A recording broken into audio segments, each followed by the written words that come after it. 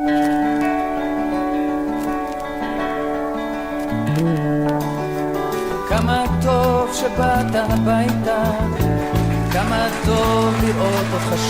ont relevé le défi de l'Alia. Studio Kalita vous raconte leur histoire.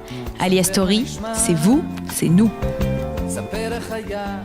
Salut à tous, si vous nous rejoignez, eh bien une Alia Story un peu particulière parce qu'elle est encore entre deux mondes, on va dire, un pied en Israël, un pied toujours à Paris. Il s'appelle Philippe Bensoussan, c'est le directeur général de Quad, une boîte de production de films très connue à Paris. On est ravis de t'accueillir ici. Et moi aussi. Voilà, on est très, très émus et très contents. Voilà.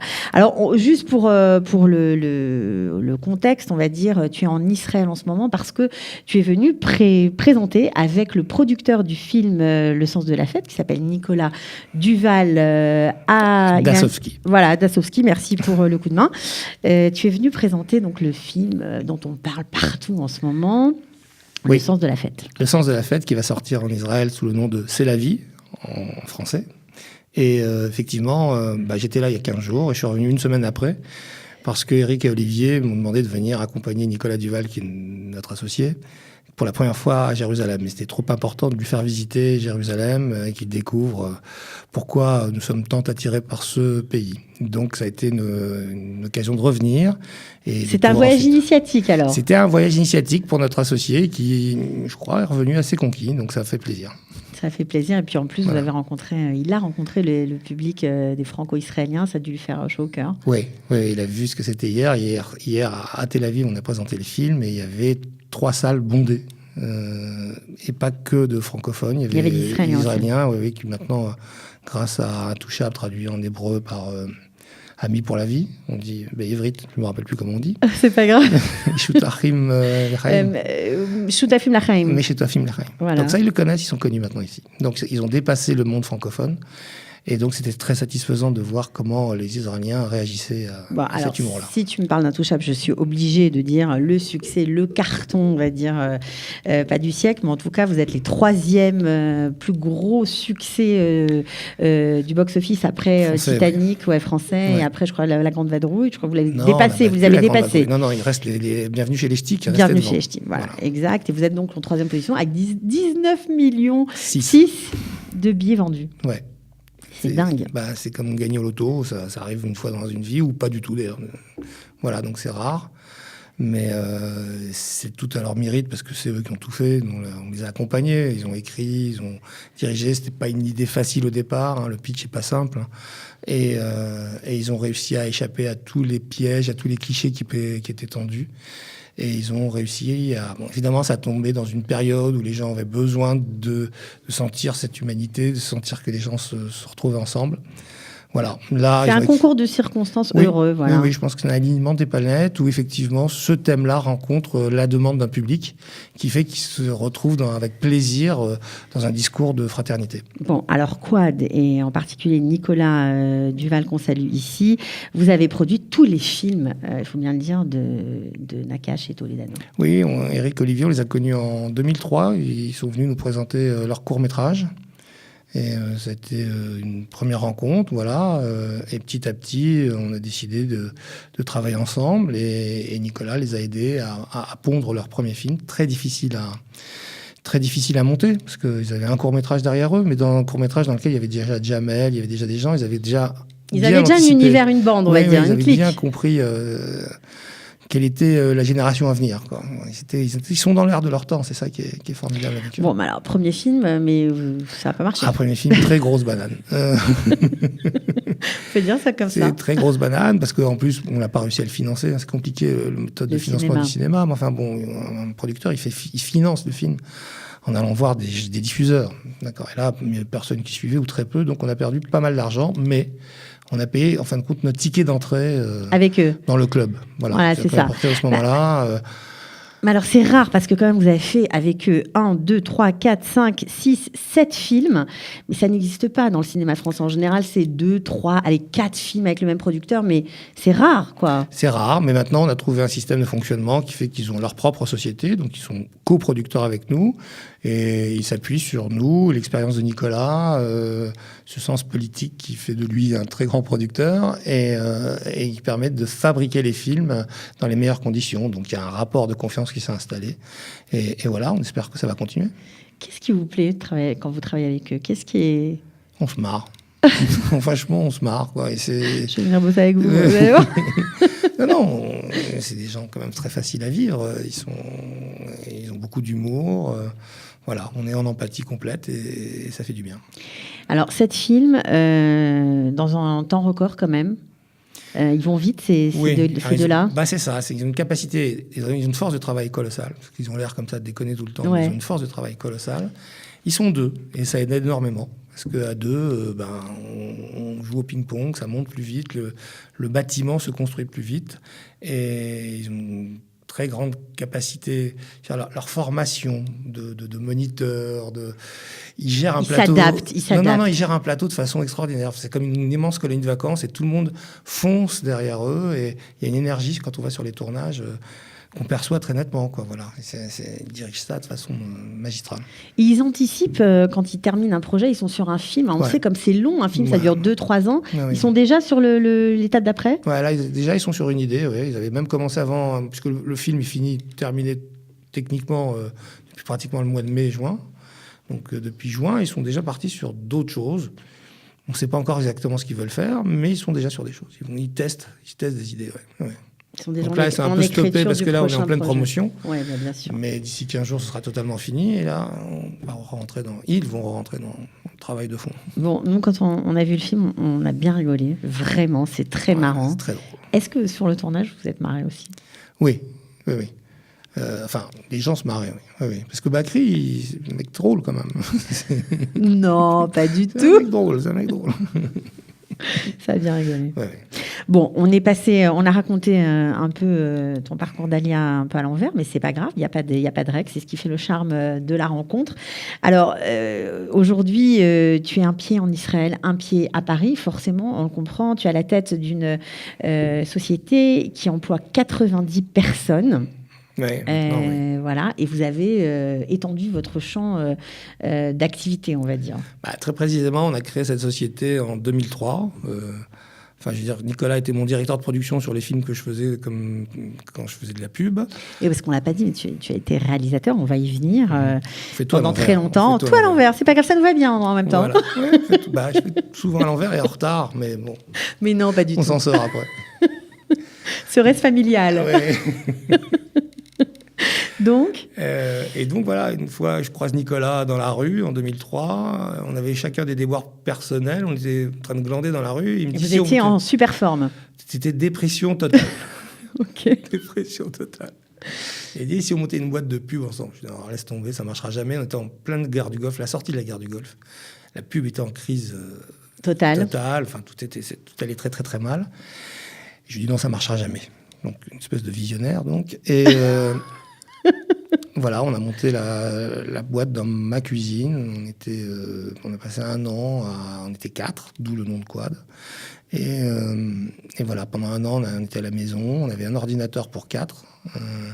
Et puis on a fait un premier film, un deuxième film. Et puis, comme ça, dans la cuisine ? Oui, c'était le bureau, c'était vraiment chez moi, quoi. On n'avait pas de bureau. Vous avez commencé pendant 1 an à commencer à faire des films à préparer, de pub, à parce chercher, que vous avez commencé par de la pub. Essentiellement de la pub. Et voilà. Et donc, aujourd'hui, vous faites du documentaire, du flux. Vous avez une énorme boîte de post-production. Voilà. On a petit à petit, on a réussi à faire on a pris un certain poids en pub. Et puis du coup, on a compris comment devait fonctionner la pub. Donc, on a pris à notre charge la post-production qu'avant on sous-traitait à l'extérieur. On a installé ça chez nous. Et puis, depuis, tout le monde nous a copié. Puis après on est passé au long-métrage. Et puis maintenant, on fait du documentaire, du flux, du marketing Internet pour vendre les films. Voilà. Vous êtes à fond partout, quoi. Voilà. Bon, alors, on voit bien ce développement des affaires en France, mais on se demande quel rapport avec Israël. Vous qui avez été un jeune militant de gauche, on peut le dire. D'extrême gauche. Voilà, d'extrême gauche, rouge. Rouge à fond. Oui, il y a beaucoup de trotskistes qui sont devenus sionistes. Ouais, c'est ça. Et donc, vous étiez très très loin d'Israël, quoi. Plutôt pro-palestinien. Non, pro-palestinien, c'était pas le cas. Mais on était très très très proche et la volonté. D'ailleurs, elle reste intacte de dialogue et volonté de dialogue et de paix. Le problème, c'est que on va pas. La discussion, c'est pas ça aujourd'hui, mais enfin, voilà, on s'est rendu compte. Très loin d'Israël, en tout cas. C'était pas du tout au programme pour vous de venir vous installer ici. Mais il y a eu l'intifada en 2000. Voilà. Et là, nous, on croyait à mort en Oslo. On pensait que c'était l'avenir. Et puis, on a vu l'intifada se dérouler. Et c'est comme ça que Jacques Tarnero, on a décidé de faire Décryptage, qui était un film pour décrypter la façon dont les médias français parlaient du conflit et comment le langage était biaisé, comment on détournait l'histoire, comment on faussait l'histoire. Et donc, ça m'a permis de revenir en Israël. Alors, Décryptage, pour ceux qui ne le savent pas, c'est un film documentaire, voilà, qui raconte, qui essaye long métrage, qui essaye de décrypter justement cette phase d'attentat terrible la façon dont les médias parlaient d'Israël, voilà, et la désinformation, etc., etc. Et donc, grâce à ce film, tu es revenu en Israël. Je reviens en Israël et pour tourner. Pour tourner. Et je me rends compte que j'adore cet endroit et que je décide d'y rester. C'est comme ça que ça s'est passé. Ouais. Alors, je décide d'y rester. Ça ne s'est pas fait en 5 minutes, mais ça s'est fait en quelques mois, oui. Je décide de revenir et démarre l'Alia Boeing. C'est-à-dire que je décide... Les allers-retours. Les allers-retours. Et j'ai fait ça pendant quelques années, voilà. Et puis, j'ai rencontré ma femme et j'ai eu un bébé à 57 ans. Alors, du coup, on est obligé de... Je ne pouvais pas voir un bébé une fois tous les 15 jours en ayant attendu 57 ans. Donc, on a décidé de se... Basé à Paris. Nous, on considère qu'on est en Schlichut pour l'instant. On est en Schlichut à Paris. Okay. Voilà, pour terminer une carrière professionnelle et revenir pour que mon fils soit en Kita Aleph l'année prochaine ici. Et donc, on sera retour l'année prochaine. C'est quand même incroyable. Donc, qu'est-ce qui vous a quand même... Parce que vous racontez ça rapide. Oui, je suis venue, j'ai filmé, je suis restée. C'est un peu court quand même, parce qu'il y a dû y avoir un moment où ça a déclenché un besoin de changer de vie, quoi. Parce que c'est quand même... Vous étiez bien à Paris, après tout, travailler. Bon, ok, vous n'avez pas d'enfant, d'accord, mais vous aviez une vie... Non, mais je dis vous, je dis tu, c'est pas grave, on a l'habitude. Ouais, bon... Ce qu'il y a comme déclic. Non, un vrai plaisir et de sentir qu'effectivement, voilà, quand on a fait de la pub pendant des années, c'est-à-dire qu'on est complètement dans l'artificiel, quand j'ai tourné Décryptage, j'étais dans le réel. C'est-à-dire que je suis parti en vieille ville avec ma caméra, avec d'autres cadreurs, et j'étais dans le réel et je filmais l'histoire qui se déroulait. Et filmer l'histoire qui se déroulait, c'était pas juste de la regarder de loin, on était dans l'histoire, on faisait son histoire. Et donc j'avais envie de continuer et d'être plus que témoin, à participer à l'histoire. Donc ça, c'est l'histoire quoi ? L'histoire d'Israël ? Oui, l'histoire d'Israël, l'histoire au quotidien. Donc ici, il se passait des choses, vraiment, il se passe des choses sans arrêt. Et donc ça, c'était une des choses qui m'a convaincu d'aller vers le documentaire, vers le réel. Enfin, de toute façon, j'ai toujours aimé le réel. Je suis passionné par les films du réel. Donc voilà, c'était une façon de vivre ma passion ici.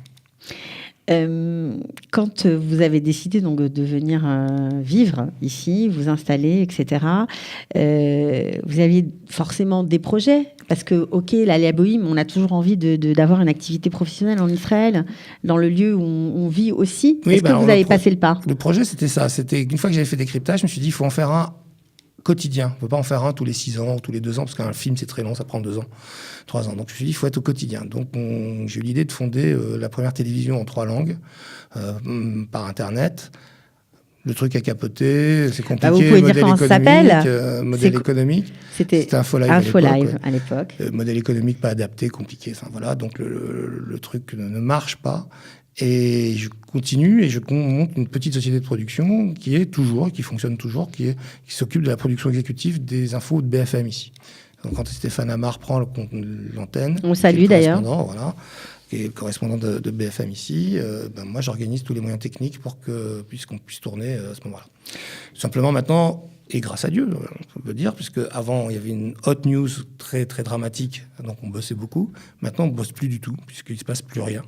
Tant en mieux. tout cas, plus rien qui intéresse les médias français, puisce ce qui l'intéresse, c'est quand il y a des morts. Comme il n'y a plus de morts, ou très peu, donc il n'y a plus, on ne travaille plus. Voilà. Alors, des projets justement avec cette petite boîte de production ici? Je pense que quand je vais pouvoir revenir, je vais continuer revenir à plein temps, on va dire. À plein temps, oui.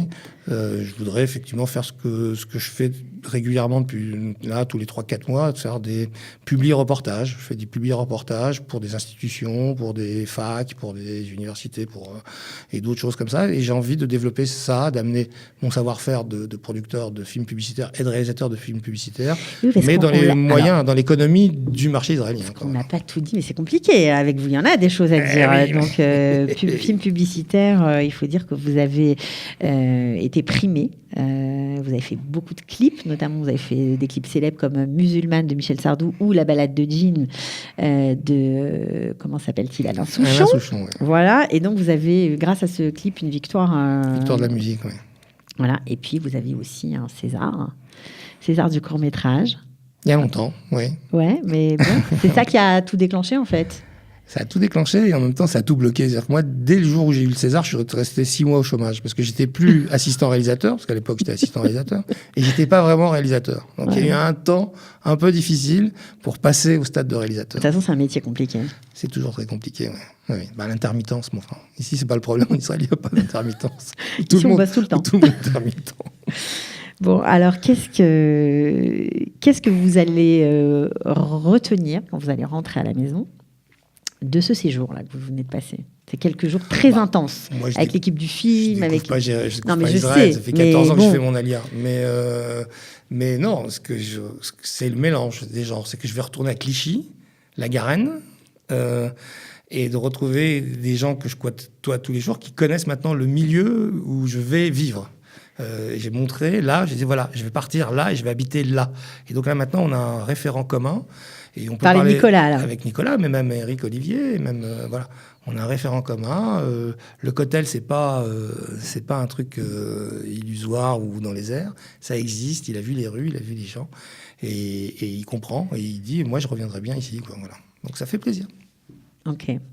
Vous pensez un jour peut-être adapter, pourquoi pas, pour le marché européen, une série israélienne, comme c'est la mode en ce moment, parce que ça se fait on y travaille. de plus en plus. C'est vrai. On y travaille, c'est pas facile. Non, on a vu Haggai Levy avant-hier soir, qui est quand même l'auteur de Betty Pool et de The Affair aux États-Unis. C'est quand même un jeune Israélien. Une série qui cartonne en Israël. Et The Affair en France, ça marche énormément. Je sais pas si ça passe en Israël. Et voilà, ils ont 30 ans, ils ont une qualité, il y a une énergie créatrice ici qui est extraordinaire. Et effectivement, si l'occasion se présente, on essaiera de ne pas la rater. Oui. On est bien loin de Un brin de chance qu'il y avait à l'époque. C'est fou. Oui, quand on pense à Un brin de chance, et maintenant, c'est pas si loin. C'est pas très loin. Et maintenant, la qualité des séries israéliennes, c'est très impressionnant. Oui. Bon, en tout cas, nous, on était hyper contents de vous avoir. Merci pour ce beau film que vous nous avez emmené en Israël. Mais je vous remercie, Cathy. Voilà, Le sens de la fête. Vraiment, allez le voir, c'est trop sympa. D'ailleurs, on en profite pour dire que ce sera dimanche à Jérusalem. Voilà. Oui, dimanche soir, projection à Jérusalem. Bon, à mon avis, l'émission va passer après, mais c'est pas grave. Alors, parce que c'est une émission enregistrée, il faut bien le dire. Mais allez-y, en tout cas, même si quand vous verrez l'émission, vous ne l'avez pas encore vue, allez-y, c'est génial. C'est très, très marrant, franchement, bravo. À bientôt. À bientôt. Ciao.